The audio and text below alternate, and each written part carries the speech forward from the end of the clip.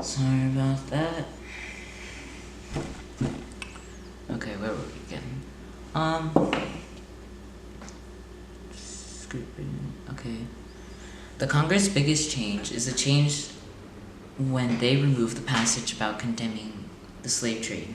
The document was to change the king's rights and make the U.S., which is us, independent from Great Britain, but to sustain the institution of slaves. So what does that mean?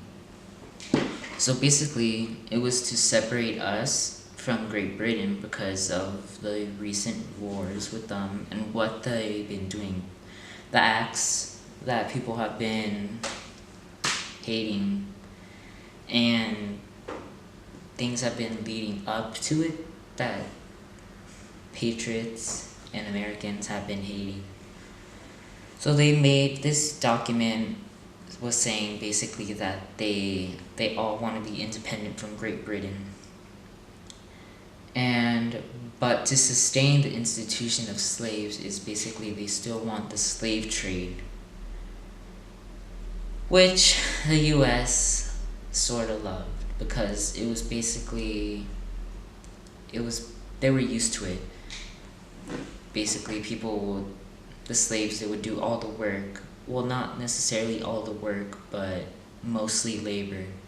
It was most labor that was for the slaves, such as field work, building statues, buildings,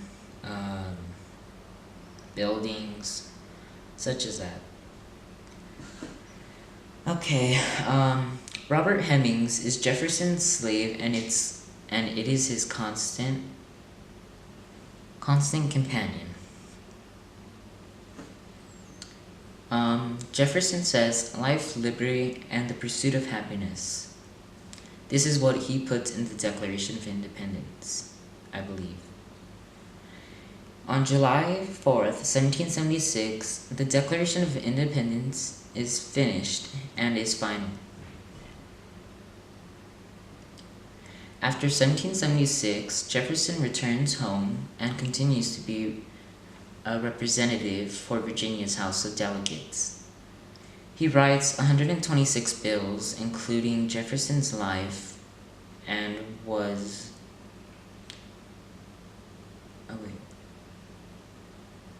Jefferson writes 126 bills, including the Virginia Statute of Religious Freedom.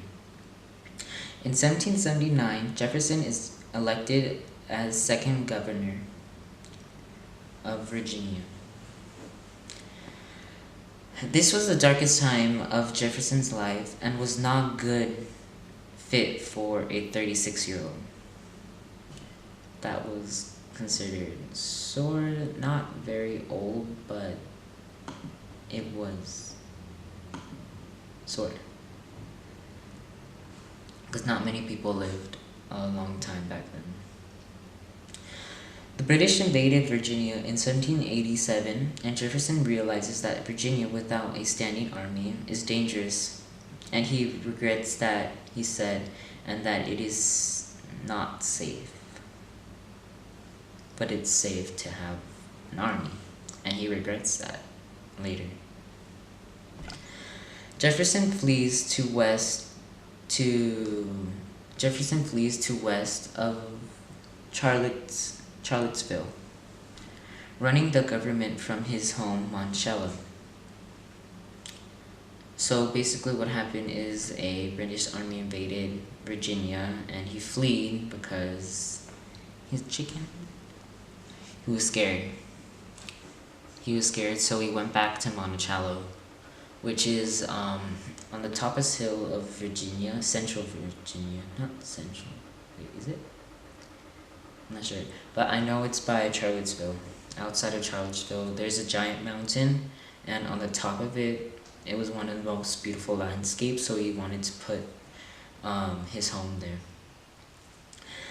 Jefferson thought his home would be a haven, but it was not. British troops came to his house, and the Hemmings and his family were in charge of hiding all the riches in silverware. And then when the wow, I'm really choking my words. When the British Army came inside, they said, "Where's Jefferson?" Because since Jefferson was governor of president, that came out wrong, was governor of the most powerful state at the moment. Governor of the most powerful state at the moment, because there was no president at the moment. If they had him captive, that would favor the British more than the Americans.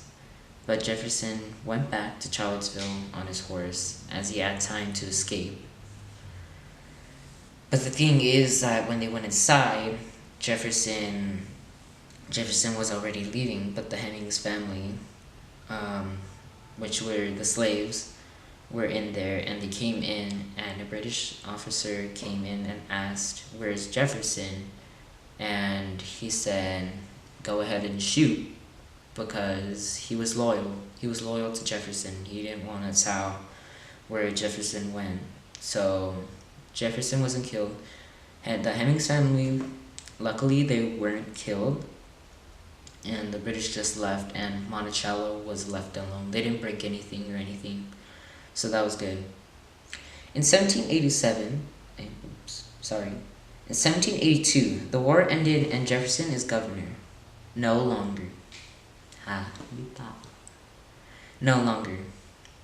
Martha and Jefferson, after having their sixth baby, Martha becomes ill.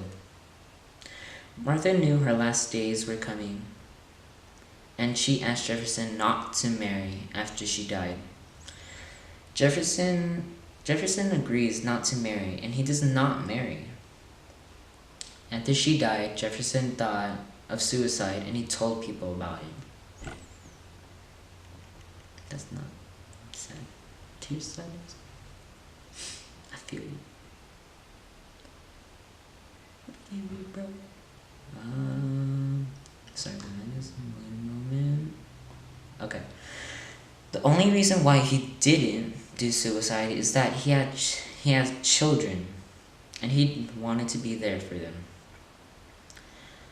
Jefferson is becoming Minister of France. Whoa, that is a climax change. Well, Jefferson is becoming Minister of France. Because the people of France believe that Jefferson is a bad leader to represent France, Jefferson wants to prove that he is good enough. So he gets involved with France by going to political discussions, shopping around, visiting buildings, and many more. So he's getting involved. He wants to know more about France, and he stays there for a while. And Jefferson is inspired and dazzled by the big city of France. That's why we said in the beginning, he thrives for big cities. Before, when he was younger, he didn't really care much because he was in the frontier. There's not many big cities there. At the end of his stay, Jefferson begins a relationship with who resembles his late wife, who is Martha's half-sister, who is a slave girl named Madison Hemmings.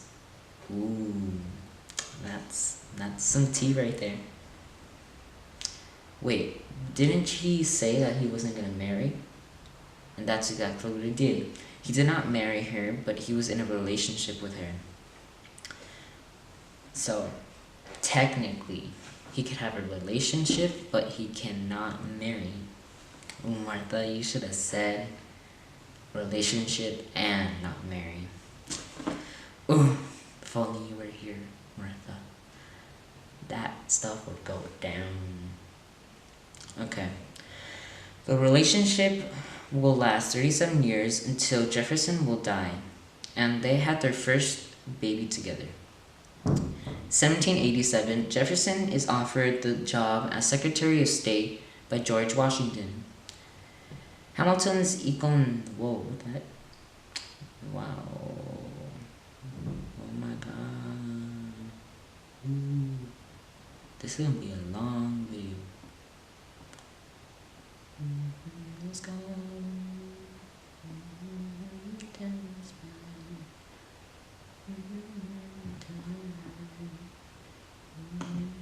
Sorry. It's just on my computer. When I record, it does it by certain minutes. I can only record a few minutes.